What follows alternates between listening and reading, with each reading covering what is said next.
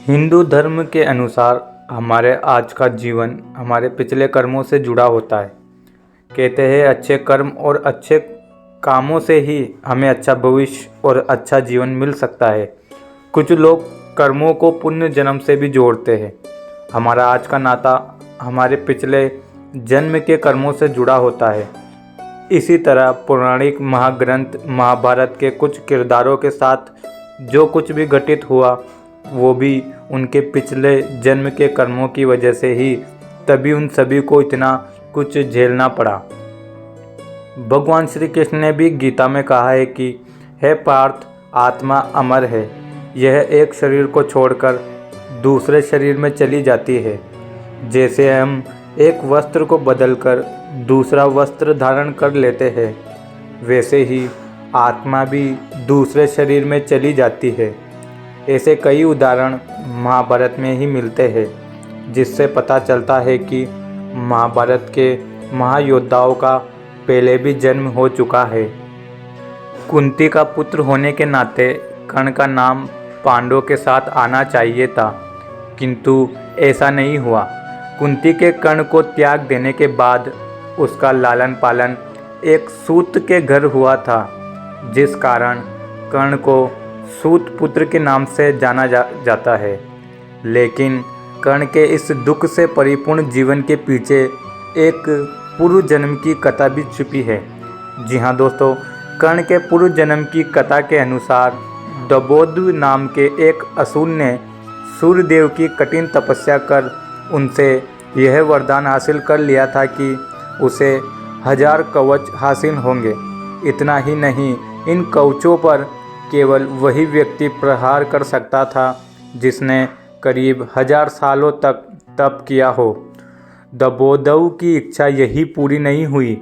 उसने सूर्यदेव से यह भी वर मांगा कि जो भी उसके कवच को भेदने का प्रयास करे, उसकी उसी क्षण मृत्यु हो जाए।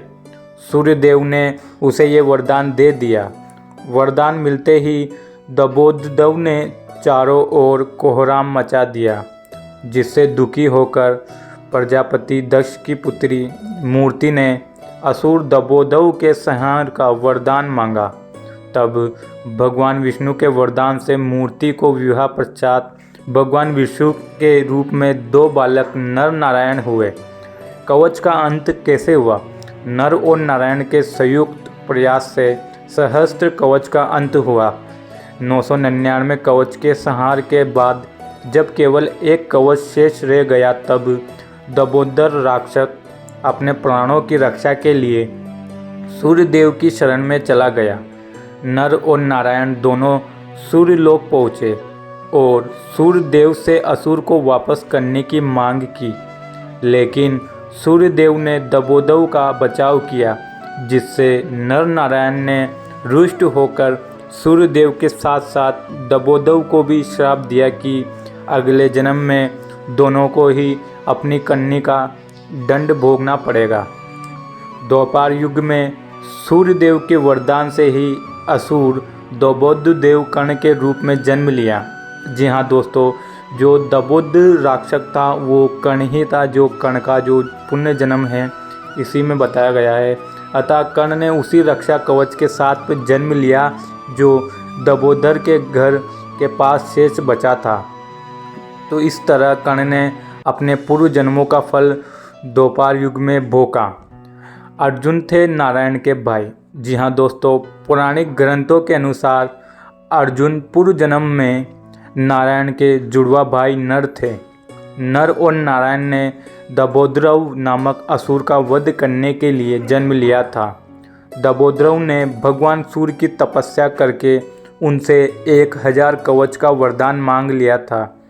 इस कवच के साथ एक और वरदान जुड़ा था कि हर कवच को तोड़ने के लिए 1000 साल तपस्या करनी पड़ेगी और कवच के टूटते ही वह व्यक्ति भी मर जाएगा जिसने उसे तोड़ा है।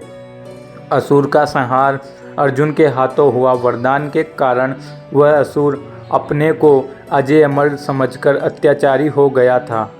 नर और नारायण ने बारी बारी से तपस्या करके दबोदर के 999 कवच तोड़ दिए और जब एक कवच बचा गया तो असुर सूरलोक में जाकर छुप गया। महाभारत के युद्ध में इस असुर का अंत अर्जुन ने ही किया था। जी हाँ दोस्तों, कर्ण और अर्जुन के पिछले जन्म की कथा का वर्णन पद्म पुराण में भी मिलता है। इसके अनुसार एक बार भगवान ब्रह्मा और महादेव के बीच युद्ध होता है। महादेव ब्रह्मा जी के 5वें सर को काट देते हैं। क्रोधित ब्रह्मदेव के शरीर से पसीना आता है। इस पसीने से एक वीर योद्धा उत्पन्न होता है जो स्वेद पसीने से जन्मा होता है, इसीलिए स्वदेजा के नाम से जाना गया। स्वदेजा पिता ब्रह्मा के आदेश से महादेव से युद्ध करने जाता है। महादेव भगवान विष्णु के पास क्रोधित ब्रह्मा द्वारा जन्म लेने वाले स्वदेजा का हल जानने आते हैं। इसका उपाय करने के लिए भगवान विष्णु अपने रक्त से एक वीर को जन्म देते हैं। रक्त से जन्मा, इसीलिए उसे रक्तजा के नाम से जाना जाता है। रक्तजा और स्वदेजा की भी एक कथा है। स्वदेजा 1000 कवच के साथ जन्मा था और रक्तजा 1000 हाथ और 500 धनुष के साथ जन्मा था, क्योंकि धार्मिक मान्यता है कि भगवान विष्णु भी विष्णु से ही उत्पन्न हुए थे। इसके आधार पर स्वदेजा भी भगवान विष्णु का अंश था। स्वदेजा और रक्तजा में भयंकर युद्ध होता है। स्वदेजा रक्तजा के 998 हाथ काट देता है और 499 धनुष तोड़ देता है। वही रक्तजा स्वदेजा के 999 कवच तोड़ देता है। रक्तजा जिस क्षण हारने वाला होता है, भगवान विष्णु समझ जाते हैं कि अब रक्तजा हार जाएगा। वह युद्ध विराम करवा देते हैं। अर्जुन ने किया कर्ण का वध। जी हाँ दोस्तों, इसी में कर्ण का वध अर्जुन द्वारा ही किया गया। महाभारत के युद्ध में स्वदेजा दानवीरता दिखाते हुए रक्तजा को जीवन दान देता है। भगवान विष्णु स्वदेजा की जिम्मेदारी सूर्य भगवान को सौंपते हैं, जबकि रक्तजा की इंद्रदेव को। वह इंद्रदेव को वचन देते हैं कि अगले जन्म में रक्तजा के हाथों स्वदेजा का वध आवश्यक होगा। द्वापर युग में इस वजह से ही रक्तजा अर्जुन और स्वदेजा कर्ण के रूप में जन्म लेते हैं और महाभारत के युद्ध के दौरान अर्जुन अपने कई जन्मों के दुश्मन कर्ण की युद्ध के दौरान वध कर देते हैं।